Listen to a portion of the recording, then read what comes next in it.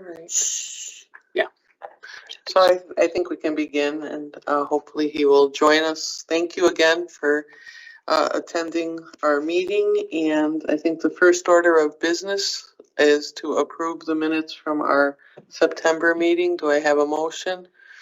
So moved. Yes. Any comments? Second? Sounds like they're approved. All right. I know that we sent out an agenda, but having looked at it, I thought that it would be more useful to have our ITD do the overview of the judicial branch, and then we can hear from the attorneys regarding what's going on in the private practice. So, Lucio, are you and your team ready to do the presentation for the committee? Sure. Ratish and Dibi will be presenting. Are we ready? Yes. Let me share my screen. Sharing my screen right now. You all see my screen? Yes. Yes, we can. Yes. Good evening, everyone. My name is Ratish. So this is an introduction to artificial intelligence slideshow myself, Lucian, Dibi has put together. So let's start with some definitions of AI in general, right? So we'll break down, there's several types of AI that's in the market, but we'll specifically talk about predictive AI and generative AI, because that's what we are mostly interested in. So if we talk about the difference between predictive AI and generative AI, how the AI engine uses the data, that's what makes it different. So think of predictive AI as a system where we give AI access to specific data and set up some rules or workflow, like a flow chart, right? If this happens, do this. If this happens, do this. It's designed to make predictions or categorize information based on patterns. It's learned from the past data, like big data. So it's like saying, hey, here's some information. Now tell us what's likely to happen next or where this data can fit. Now, generative AI is a bit more creative, if we put it that way. This is where large language models like LLMs comes in, things like ChatGPT. With generative AI, we train these models on massive amounts of text data, right? Actual text. Now, it can be English or some other language. So what it means is we train these models on these text data, and they can understand language patterns, context, even nuanced meanings. So once they're trained, they're able to do a lot more than just follow preset rules. They can actually generate new content. It could technically have an opinion of itself, because that's what we want it to do, right? So this could mean rephrasing text, giving ideas, writing a poem, even creating original content from scratch. So the key here is that these LLMs have learned from such a wide range of information that they can offer responses that feel creative, natural, and human-like. So in a nutshell, where predictive AI sticks to patterns, generative AI, especially when powered by trained large language models, can go beyond the pattern to create something entirely new. On to the next slide.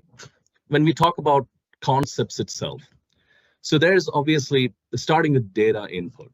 AI systems like ChatGPT are fed on massive amounts of data, right? So for instance, how people browse the internet, people's behavior patterns, their social media behavior. On this, these companies will train entire libraries of text from books, websites, articles. This data gives the foundation for these large language models to do what it's derived to do. And then there comes the learning pieces. So based on the data that they've already learned, the AI picks on patterns and associations between words, phrases, and ideas. It doesn't actually understand the meaning like human does, but it learns patterns that help it makes predictions. So next is decision making. Here's where something like ChatGPT works its magic, right?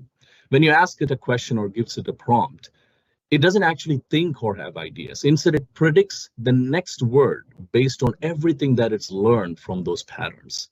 It's like filling in the blanks by choosing most likely the word or phrase that comes in next, one step at a time. So just to use an analogy, Imagine teaching a child to recognize animals by showing them lots of pictures. Over time, they start identifying animals, fruits on their own. ChatGPT basically does something similar, but on a much larger scale, predicting words rather than identifying objects. So it's not inventing new ideas, it's just really good at guessing what comes next based on what it's seen before. With that, I will request DB to talk about the next couple of slides. Thank you, Ratish. DB Kundu, and I would pick on where Ratish left. And a lot of things that is in the AI, it has evolved over the years. So as Ratish was mentioning, the predictive AI and the generative AI, we probably unknowingly or knowingly have been using predictive AI for a while. I mean, it wasn't presented as AI, it wasn't packaged as AI. I'll give you some examples. If you are using your cell phone and typing things, typing a text message, as you type it will say name or my mom, dad, it will try to predict the next word. Not that it's reading my mind. It probably analyzed what is the most common word after my, and it's my name is, or my mom, my dad, something like that. So it looks at a lot of text, lot of data that is available to it, and then statistically tries to predict the top 3 or 4 depending on how many suggestions are available in your phone, and it tries to predict the next word. So that's one example of what a predictive AI might be. Also, I'll give you some examples that we have all used, things like Soundex search or sounds like in very old systems, computer systems that was there. So if we are not exactly sure about the spelling, there's an algorithm somebody built long time back, and sounds like, if you're not spelling the last name or the first name exactly how it is spelled, it will look for that Soundex things. Another thing is that while we use Word, we have seen grammar, and it's not trying to create new ideas out of that. I have made a grammatical error or a spelling error, and the predictive AI is saying that probably this is a better way to phrase the sentence that I'm trying to, or grammatically it will advise me. It's not going to change it in itself. It's going to advise me in writing more grammatically correct text, or correct my spelling. So those are some of the predictive AI. Now, where things become a little bit more complicated is with the generative AI. Now, as Ratish, let's go to the previous slide, Ratish, one more time. So as in this slide, you see that it is just to assist us, not to replace. So previously, the predictive AI has been there while we are composing a Word document. As you see, a calculator has been there. There are experts who have made mathematical experts. So not only addition, division, maybe there is some complex math. The experts have built that so that others can trust the calculator.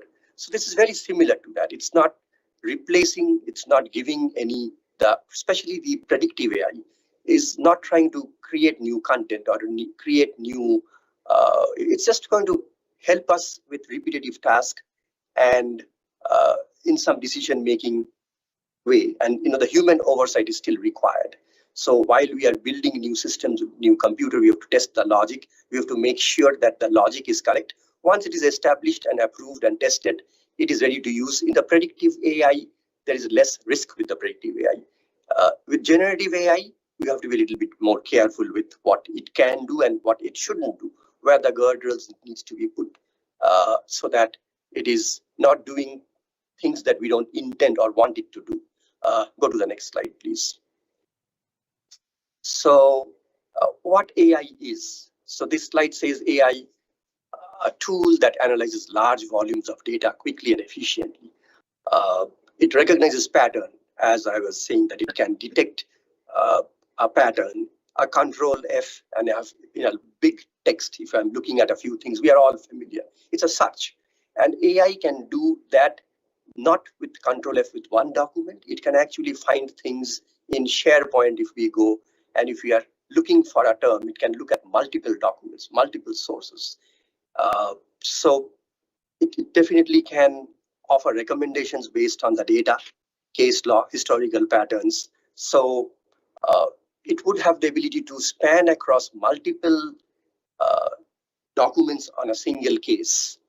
and find if there is a statement there. And with the large language model, we don't have to have the exact phrase. It can actually understand more language and look at that concept being there, not exactly the same phrase being there. So that is the power of AI. If we have the data from the practice book, it can look and find things from that and present us the paragraph where it is there. So what it is not here to replace the human element. It is not anywhere close to it. There are some promises it will be there, but the AI that we are looking at is not a complete replacement, because it doesn't have all the all the factors, that all the considerations that a human brain is capable of doing that. AI has input from a limited source of data from the internet, but it's probably not looking at this time. It's not looking at the facial expression of somebody, or it doesn't have empathy at this point.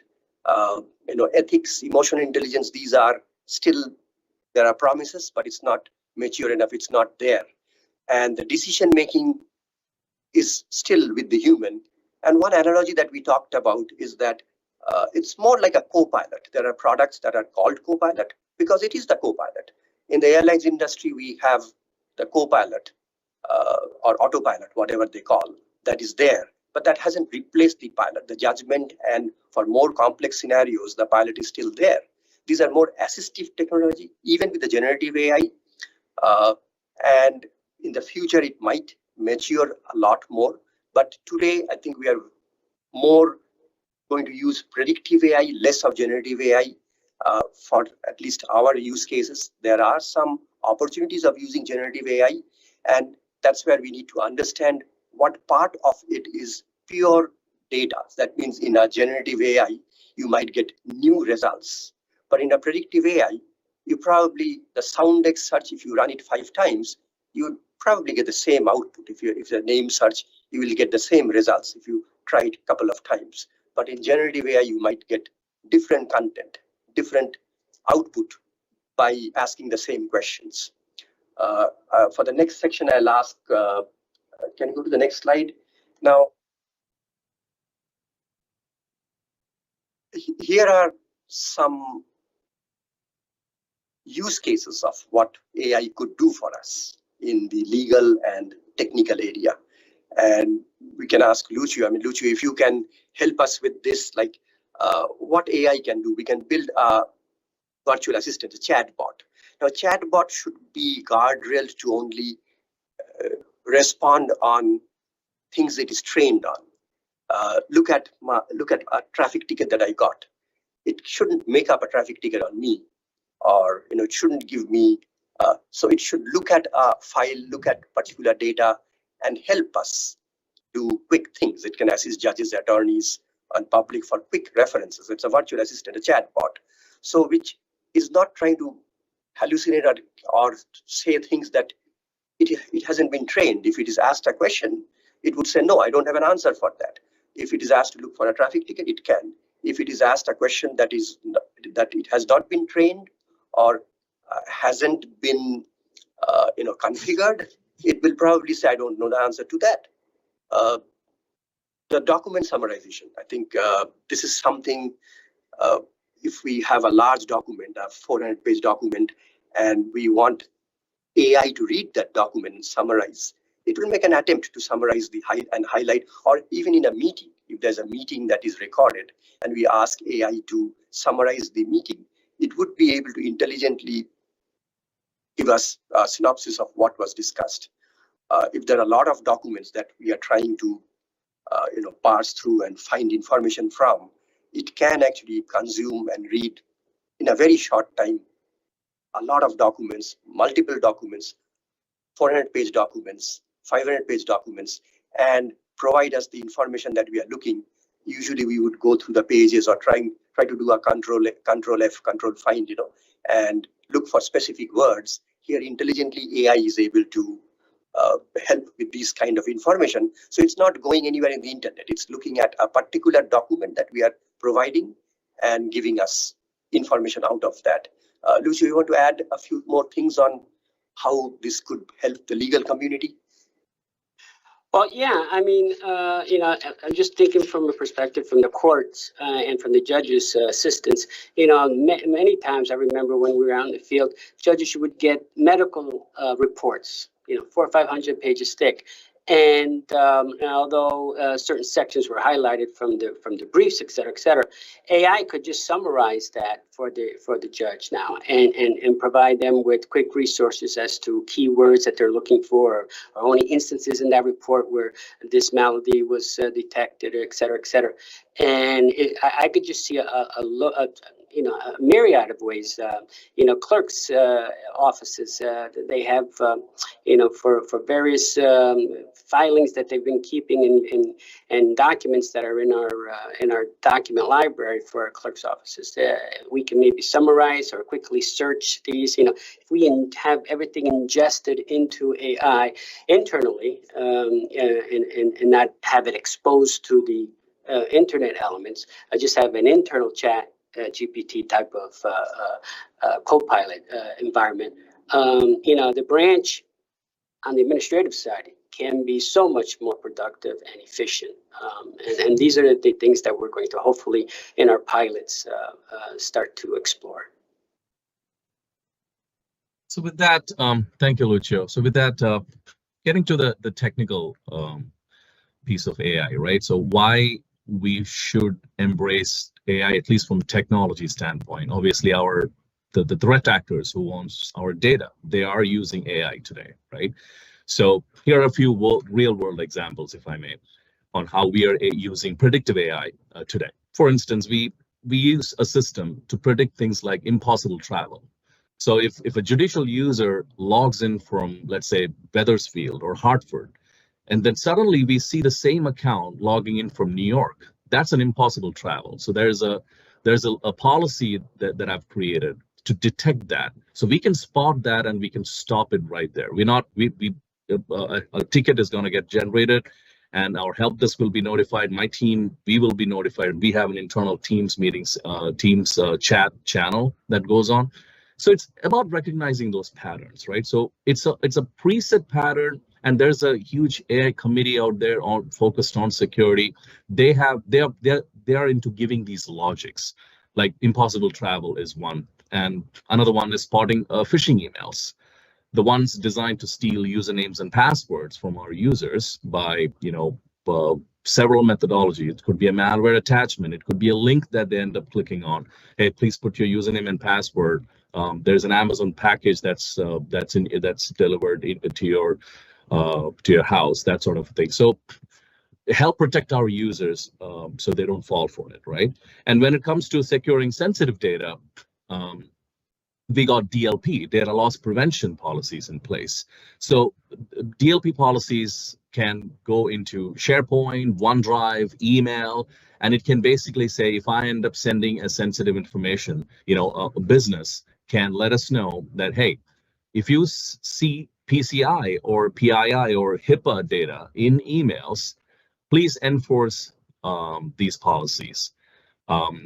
Set up encryption, encrypt those files to make sure only the intended user can access it. Or are you going to allow the recipient to forward this email to someone? No, don't do that, because this falls under XYZ and we have a policy for that.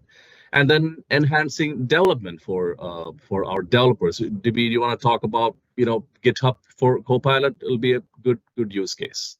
Yeah, and when we talked with Microsoft, they think that's easy. For us, it was complicated. But what they're saying, that if a code is written in COBOL language, which was 40 years old, in 1970s, 80s, code was written in COBOL language, and that product, what Microsoft was saying, and when they said it makes sense to us, that they built that AI early because all they are doing, taking the code from COBOL and converting it to a modern language, which is C# maybe, a modern language that is supported today.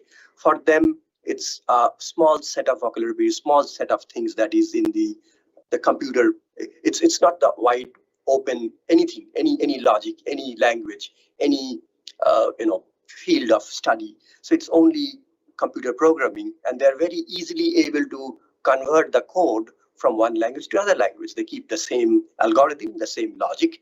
It's just they're rewriting that from one language to another language. It's almost like translating from English to French or from French to German.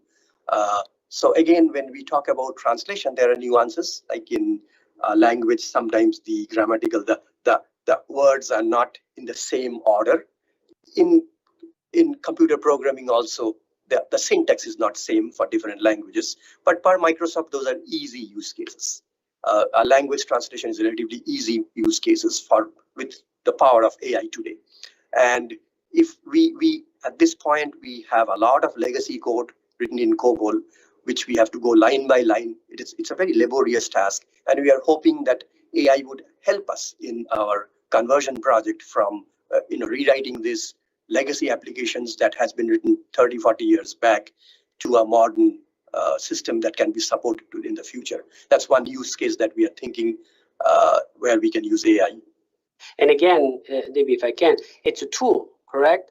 And it doesn't make the developer obsolete because it can't do it all. But if we can have the AI tool to help the developer convert to COBOL, and then all the other human aspects to it go into play, the review, the testing, and all that. That goes a long way to efficiency and modernization of the branch's technical systems. I would like to add a few more things. Sorry. Yeah, I was going to say I would add a few more things with Microsoft Copilot that is also in the offering that would be available to us soon if we decide to get it. It can actually, provided it is given access to our emails, to SharePoint, all our data, it would be aware of an email that I might have forgotten, our email correspondence. So while I'm trying to compose the new email, it would be able to remember or have access to all the data, my email, not somebody else's email. It would be able to have access to all the SharePoint data, only the SharePoint documents that I have access, and intelligently advise me that you responded to it differently, or if it's a contract that we are looking at, these are the issues with the contract, because our contract policy, it is familiar. If we make it familiar with our policies and there are issues in the contract that is being reviewed, it might be able to flag those. When we engaged with Microsoft, they gave us some examples that if we have published a job advertisement and had some specific requirements and we receive 100 resumes, we would probably end up reading 100 resumes the whole system. Here, what it would do is that AI can match the advertisement, what was requested, and go through all the resumes in an intelligent way and flag the candidates depending on how much match to the requirement is there with the resumes. Those are some use cases that can be also used for when there's an RFP that has been published and we have a lot of responses. What are the match and how well they match with what was requested? Those are some of the use cases Microsoft gave us, and I'm just repeating what Microsoft told us. So there are many use cases that we can think of where we would be able to use AI, a tool like Microsoft Copilot. Just giving one more real world example, like lawyers, right? Our legal team, they spend a lot of time going through like 60-page vendor documents, terms and conditions, for example.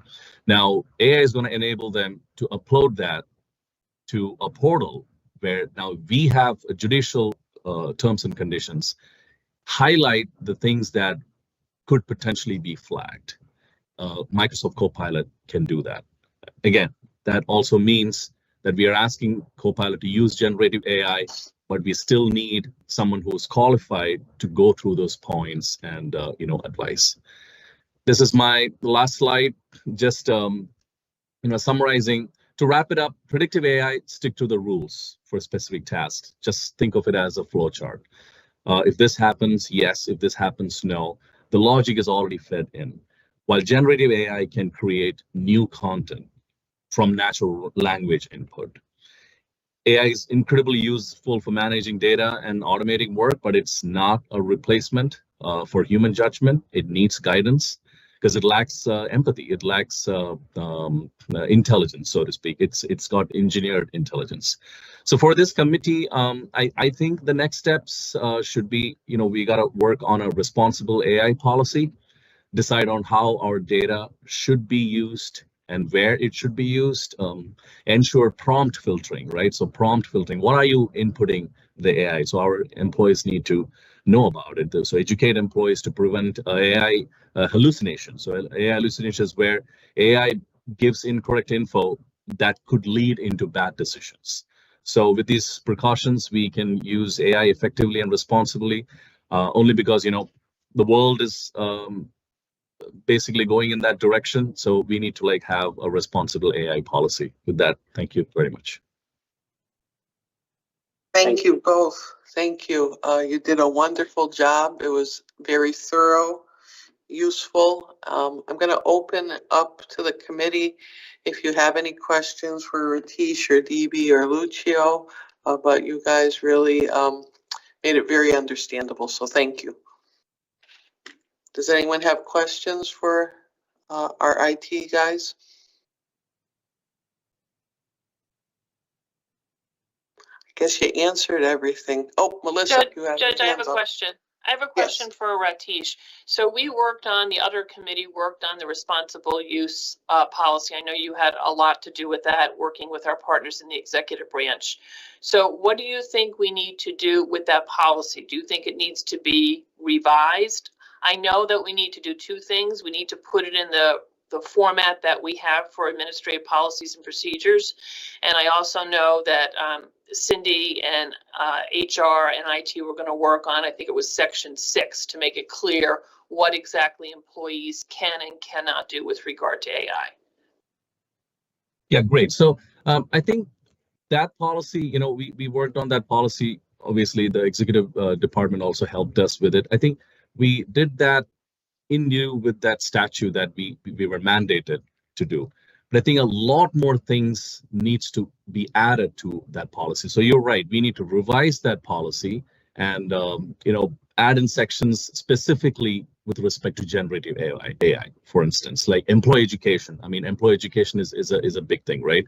If users are, because we can't stop whether our employees are using AI. I mean, just like social networking, right? We can't stop them if they could be embracing AI on the side where we don't know about it. But if that's got something to do with their job function, we could potentially be, adding, enhancing that policy, so to speak. But yes, you're right. We do have that policy. We just have to enhance that policy and keep coming up with more stuff.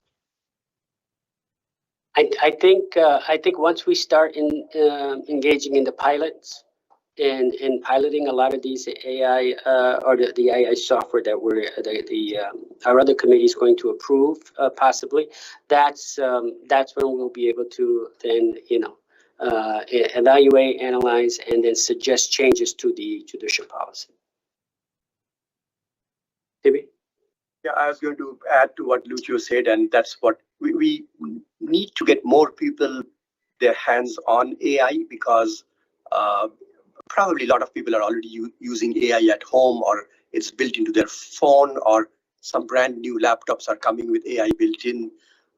If people use a lot of social engineering side, they have AI built into the social engineering side, and they can ask questions. So people are mostly familiar. And one thing that we need to train people is how to use it safely is prompt engineering. Now, one of the examples that was given in prompt engineering is how you ask the question, which is, it's not the answer that you get depends on how you ask the question. And that is something that we need to train ourselves. For example, we were said that if you ask what is Portia? I mean, if you ask IT people, they will say it's one of our server name. But if you ask somebody else, they might say it's my relative. Or if you say,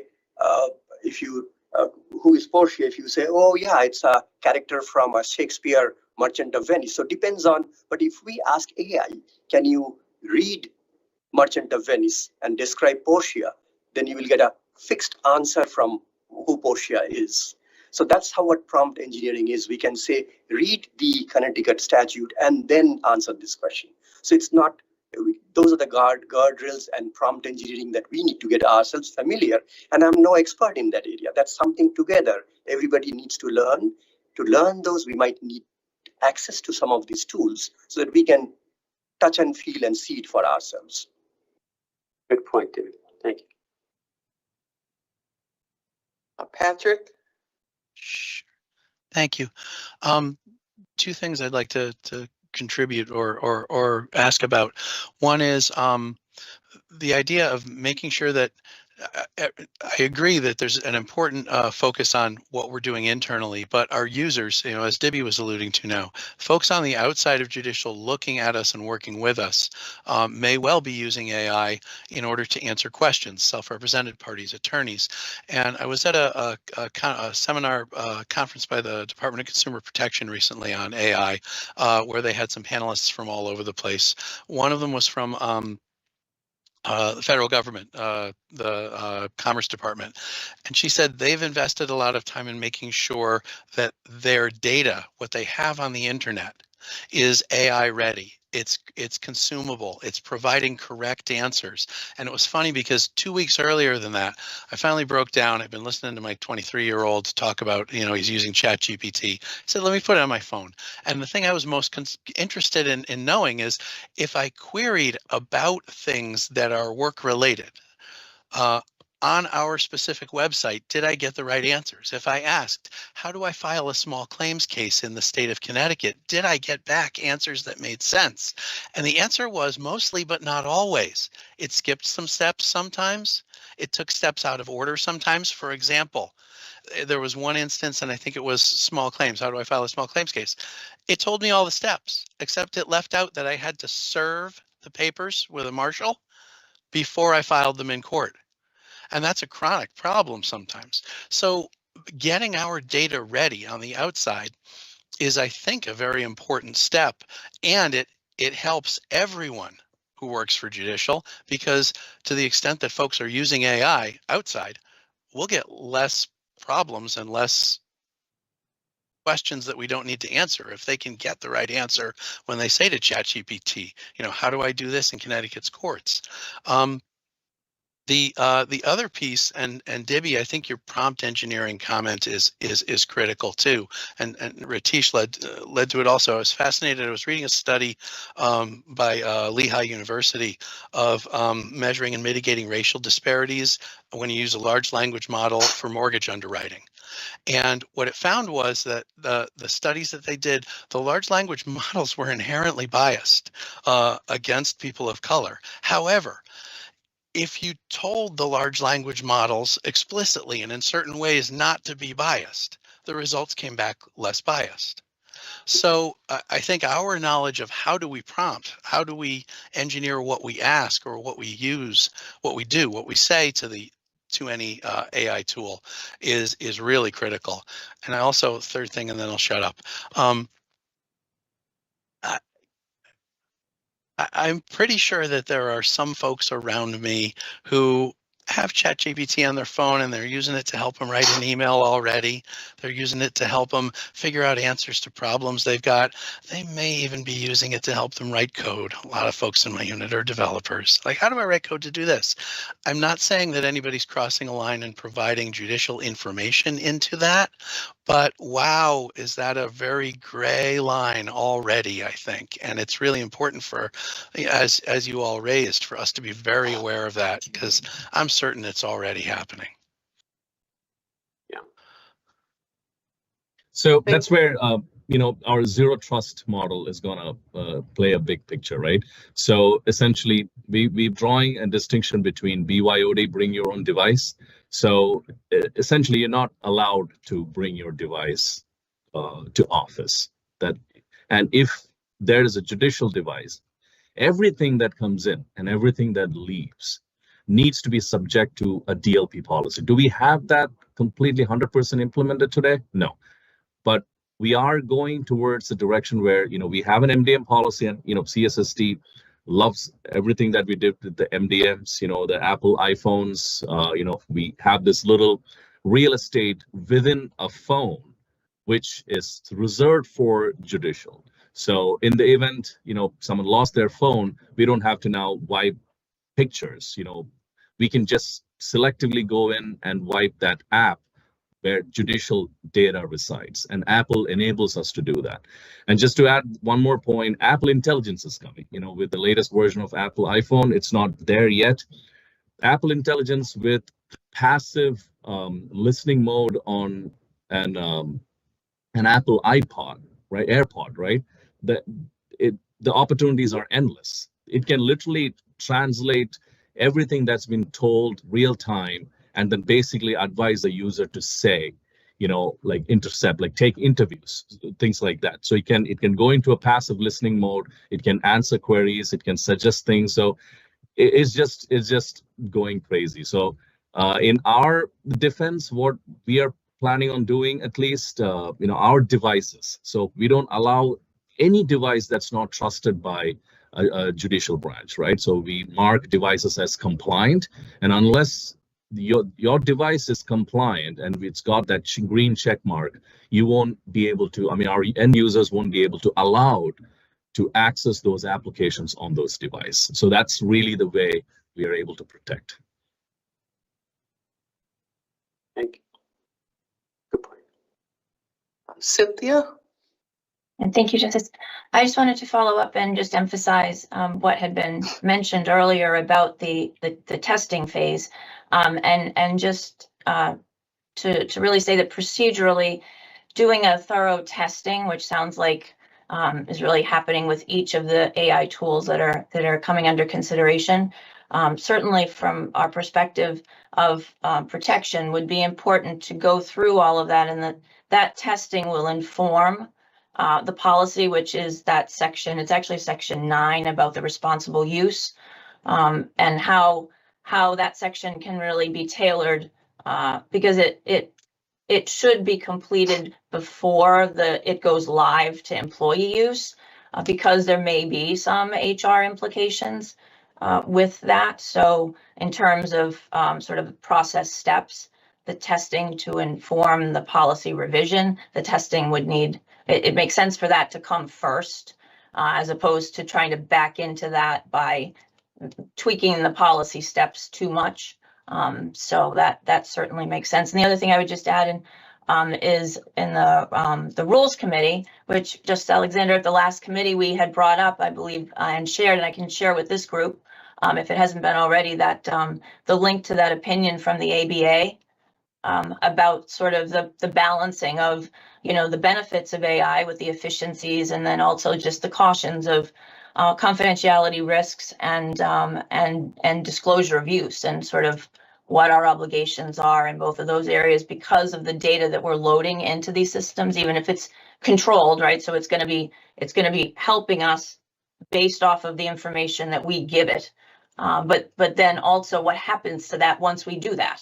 Where does that go? Because much of that information is obviously highly confidential, not something that's out there for public consumption. So the opinion kind of goes into that quite well and pretty user friendly. If it would be helpful, I can certainly share it. That could be something we could definitely share with this committee. Thank you. You're welcome.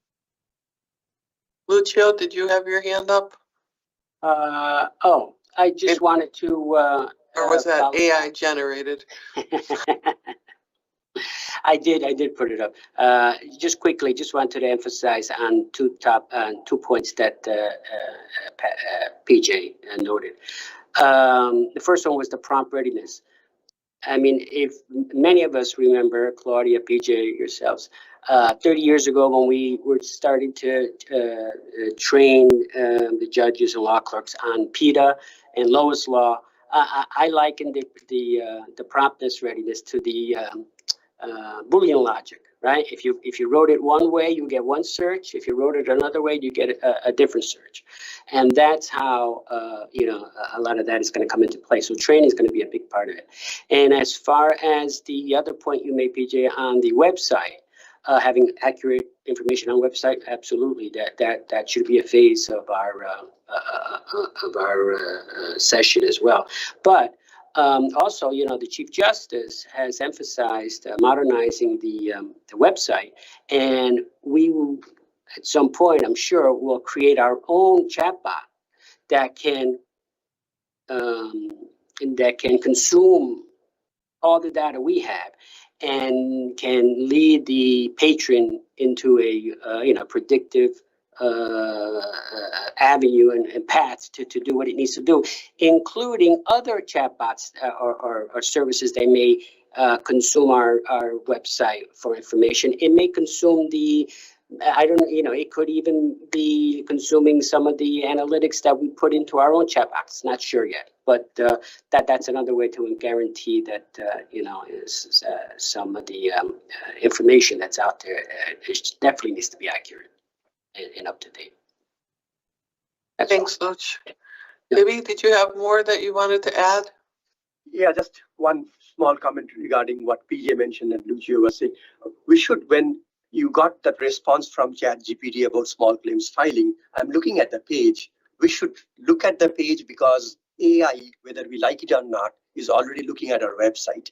And it's probably finding the relevant page and giving the answer based on what is there on the relevant page. And I want to make sure the page that if I am looking at the jud.city.gov FAQ small claims.htm, I put that link on the chat.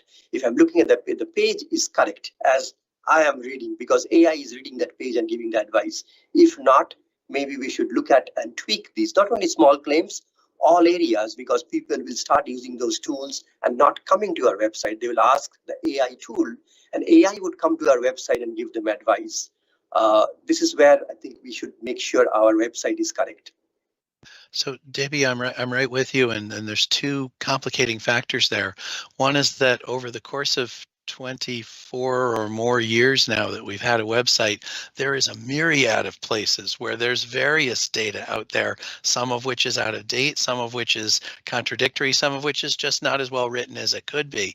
And so I think that there's a labor investment in really updating that and in some ways streamlining it so that you're able to go to one page and see that information about small claims and know that it is the information, and if it's incorrect, to tweak it.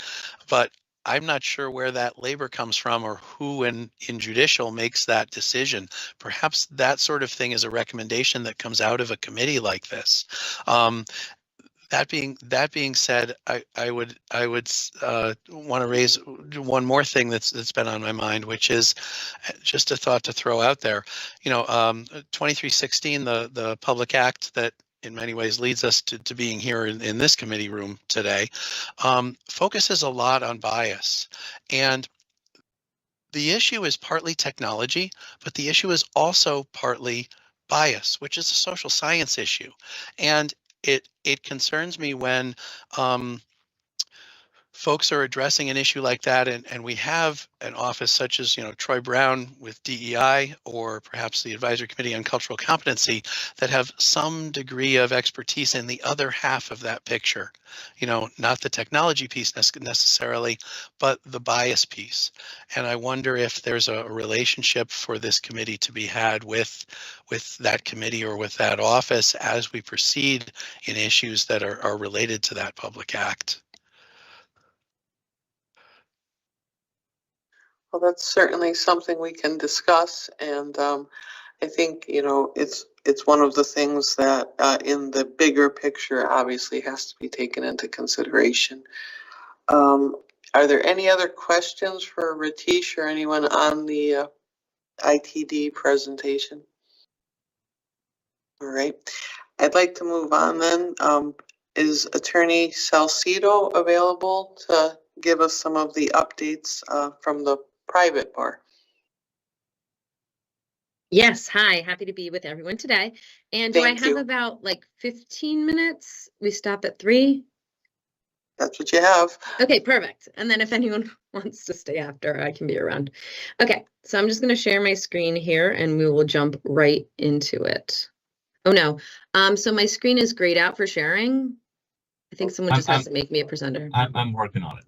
Cool. Okay. Well, I'll start talking. How's that? So my name is Liz Salcedo. I'm the director of Knowledge Management and Information Resources at Robinson & Cole. And prior to my current role, I practiced law and I spent 15 years at Thomson Reuters consulting with law firms on legal technology. So that's sort of a little bit about my background with a focus on, how to get attorneys to use technology. So I've been spending a lot of time this summer talking at conferences on AI, talking with colleagues about AI, and this survey came out July 2024 from Thomson Reuters showing sentiment around AI. And I just took a few snippets out of it to share with everybody here on the call today. So the first statistic, 77% of the respondents from this survey, which is the future of professionals, definitely worth taking a look at, believe that AI will have a transformational or high impact role in the next 5 years. 56% of legal professional respondents said that their work basically will use new AI-powered technologies in the next 5 years. And some of the other statistics that came out of the survey, one is just freeing up time. I think that's important to look at. Freeing up, predicted to free up 200 hours per year per individual. And some of the top uses that we already talked about today are the drafting piece of it, summarizing, which is really high use, and legal research. I also put in parentheses assistance, right? So the idea of chatbot assistance. Whenever we talk about AI, obviously we have to talk about some of the risks. Everyone here, I'm sure, has read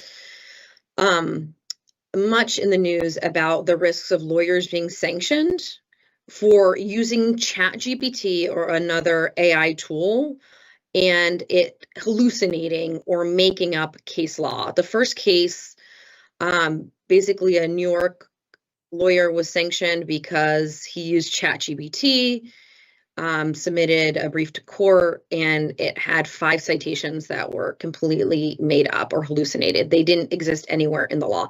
So, and then since then, we've seen lots of articles coming out with the same concern.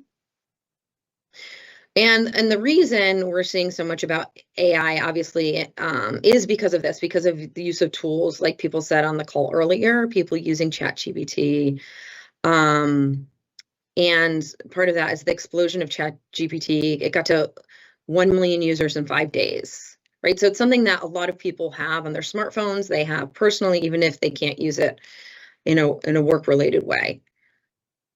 So one of the studies that's another great study to look at is the Stanford University Human-Centered Artificial Intelligence Center did a study on some of the risks around AI, specifically related to hallucinations. Hallucinations are basically errors, right? It's when one of these systems, one of these generative AI systems like ChatGPT, basically makes up case law. So the study was done and it looked at Lexis's research system, Westlaw's research system, and practical law versus ChatGPT, and found that ChatGPT had the highest number of hallucinations. It came in at like just shy of 40% of the time.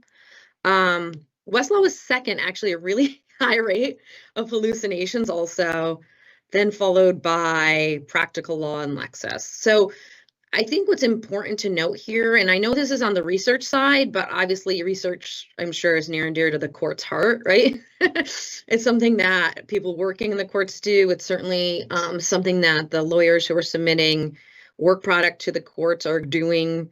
And it's just really important to look at the fact that highest level hallucinations, ChatGPT, and then down there. So Westlaw, Lexis, and they all pushed back against the survey, and they actually said, hold on.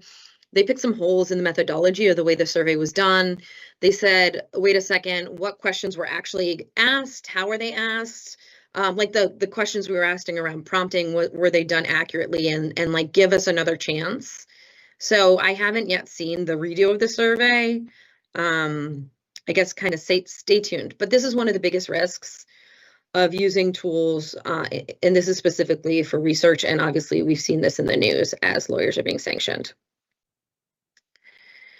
So talking a little bit and drilling down into different use cases of AI in the practice of law, I know that I've already mentioned the idea of drafting.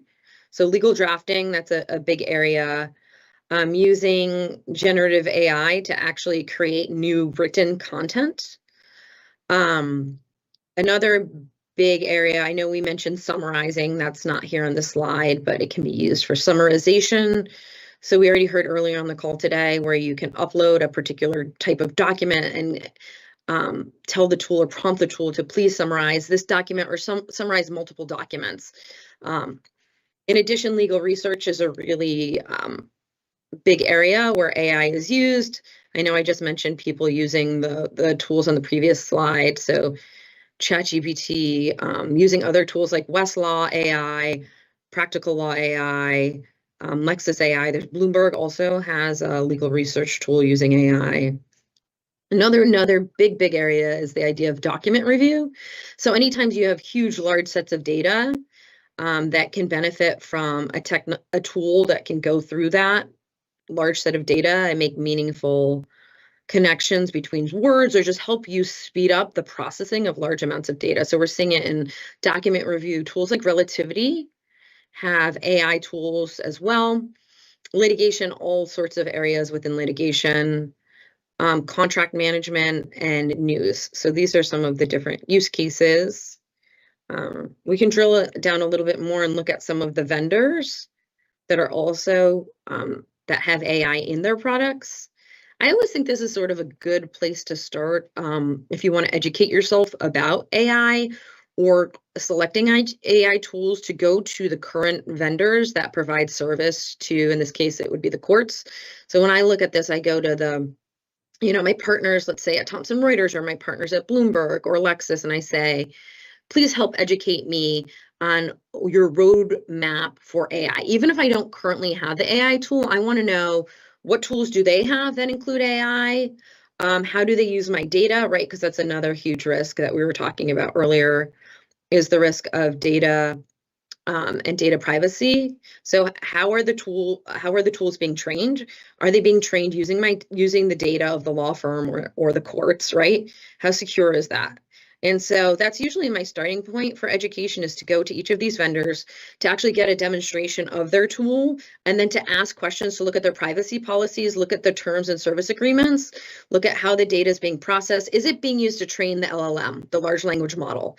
That's the first question I like to ask. And I always like the answer to be no, it's not.